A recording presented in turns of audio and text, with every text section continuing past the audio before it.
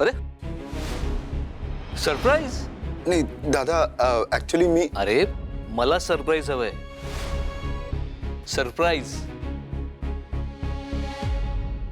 तुला सरप्राईज हवाय म्हणजे मी जर तुला सरप्राईज दिलं तर तुला कळणार नाही का की मी तुला सरप्राईज दिलंय? म्हणजे तुला तर ऑलरेडी माहिती असेल, मग तू सरप्राईज कसं? दादा तू बरा आहेस ना? अरे मला तुझ्याकडून सरप्राईज का हवं असेल? मग अरे मला तुझ्या प्रीती वहिनीला सरप्राईज द्यायचंय. घ्या, केवढं कन्फ्युज केलंस मला. हं. सरप्राईज चांगलं ना, म्हणजे का सरप्राईज का द्यायचा तिला? अरे काय झालं, काल त्यांनी माझ्यासाठी पाणीपुरीचा बेत केला होता. इकडे स्टॉल लावला होता. हो. आणि मला खूप भारी वाटलं रे. म्हणजे एवढं कोण करतं ना. मग मला असं वाटलं की त्यांनी आपल्यासाठी एवढं काय काय केलं, म्हटलं आपण पण त्यांच्यासाठी काहीतरी केलं पाहिजे ना. अर्थात केलं पाहिजे. पण ते काय काल जो पत्राचा विषय बघून माझा जरा मूडच खराब झाला. दादा तू त्याच्याबद्दल विचार नको करू. असं काय करायचं ते मी आणि सुलू बघून घेऊ. सरप्राईज काय द्यायचंय ते सांग मला. हा तेच ना. काय मलाच काय विचारतोय का? अच्छा, तुलाच माहिती नाहीये. ठीक आहे, मला एक सांग, तुझ्या डोक्यात काय चालू आहे? बरंच काय काय चालू आहे. हा, म्हणून तर तुझ्याकडे आलो ना मी आयडिया विचारायला. तू सांग ना. तुझ्याकडे आयडियाच नाहीये. मग दादा, जेव्हा आपल्याकडे आयडिया नसते ना, तेव्हा आहे ना समोरच्याला जाणीव करून द्यायची नाही की आपल्याकडे आयडिया नाहीये. हा म्हणजे सोपं आहे. इकडे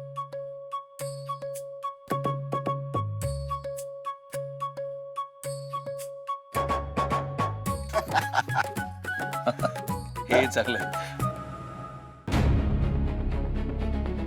ज्योती, कॉफी घे. Sorry sorry.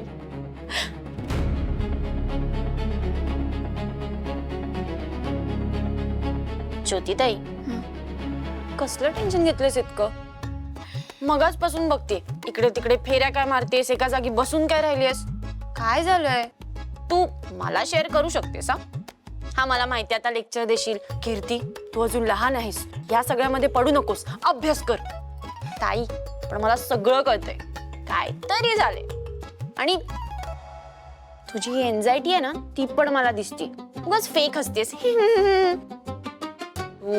By the way विसरतेस की मी सायकोलॉजी स्टुडंट आहे. मला सगळं कळतंय, काय ना काहीतरी झाले. मी बेट लावून सांगू शकते काहीतरी झाले. आता 0 मिनिटात मला सांग काय झालंय प्लीज.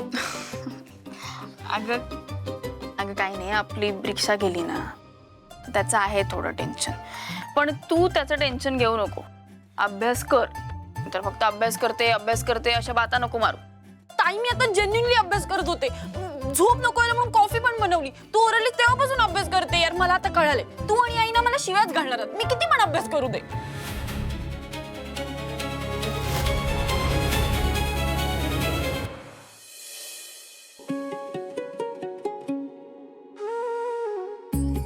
स्वराज, आलात तुम्ही? हो, आणि तुमच्यासाठी एक सरप्राईज पण आणलंय. सरप्राईज?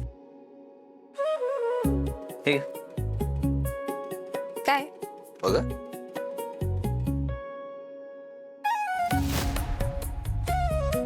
चेष्टा करताय ना माझी? काही सरप्राईज वगैरे आणलं नाहीये, जाऊ द्या. मी आपल्या इथे सगळ्यांसाठी सगळं करायचं आणि कोणाला माझ्यासाठी काही करायचंच नाहीये. अरे बापरे, लगेच चिडतात बाबा मॅडम आमच्या. करायचं अहो, हे बघा, तुम्हाला तुमच्यासाठी मला ती प्रत्येक गोष्ट करायची आहे जी तुम्हाला हवी. म्हणजे हे घ्या पेन. काय करू मी या पेनचं? लिस्ट काढा. लिस्ट? हा, कसली? तुम्हाला तुमच्या आयुष्यात जे काही हवंय ना, त्या सगळ्याची लिस्ट लिहून काढा. हा, आणि ते लहान आहे मोठं आहे याचा विचार तुम्ही नका करू, ती माझी जबाबदारी. तुमची बकेट लिस्ट पूर्ण करायची जबाबदारी माझी. टाइम स्टार्ट्स नाव. लिहा लिहा घ्या. ह्याला लिस्ट द्यायची आणि हा मला ते सगळं आणून देणार. अरे वा, मस्त ऑफर आहे. गायकवाड घराची राख असं लिहू का यावर? म्हणजे कसं माझं आयतं काम होईल. ओ हॅलो, अहो कसला विचार करताय? लिस्ट लिहा आणि मी जबाबदारीने पूर्ण करेन ती. विश्वास आहे ना माझ्यावर? हो हो, असं काय? चला चला लिहा लिहा पटकन लिहा. आलोच.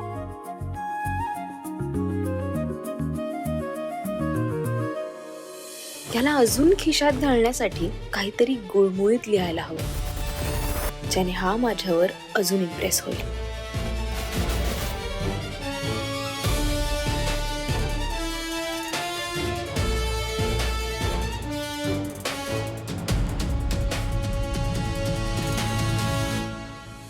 झालं येस. बघू.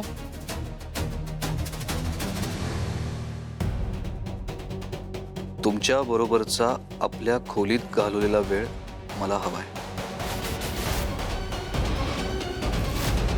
हे काय लिहिलंय तुम्ही? तुम्हीच मला म्हणालात ना, तुला तुझ्या आयुष्यात जे काही हवंय ते लिही. मला माझ्या आयुष्यात हेच हवंय आणि आयुष्यभर हवंय. काय बोलू मी यावर?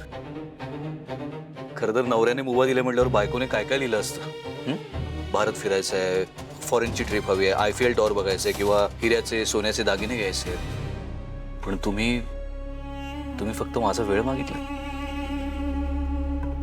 माझ्याकडे माझा खरा हिरा असताना माझा दुसऱ्या कुठल्या दागिन्यात जीव अडकेल का हो? मला तुम्ही आणि तुमचा सहवास मिळाला तरी बस, दुसरं काही नको आहे मला. प्रीती, मी ना खरंच खूप लकी आहे की मला तुमच्यासारखी बायको मिळाली. एवढा लकी माणूस माझा नवरा आहे, म्हणजे मी किती लकी असेल.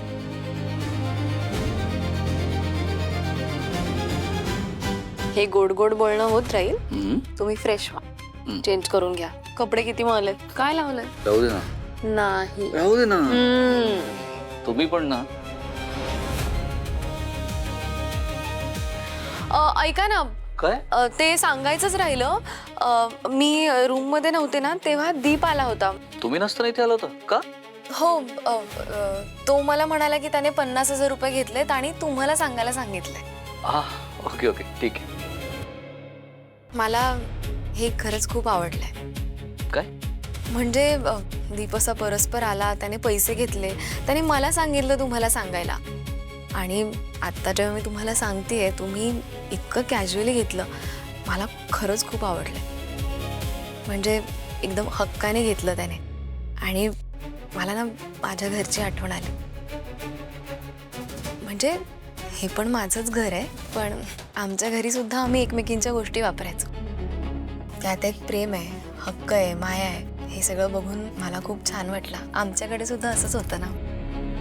आणि मला तुमचं खूप कौतुक वाटतं. लग्नानंतर सुद्धा तुमचा बॉन्ड तसाच आहे, काहीच बदललं नाही.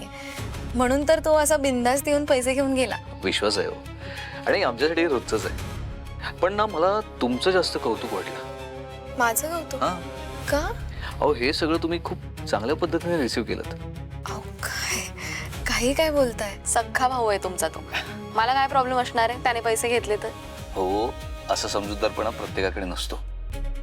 त्यामुळे ना गैरसमज असणं खूप वाईट आहे. गैरसमज वाढत गेले ना किंवा निर्माण झाले तर घरातली माणसं दुरावतात, नाती तुटतात, खरं सगळं असं डिस्टर्ब होऊन जातं.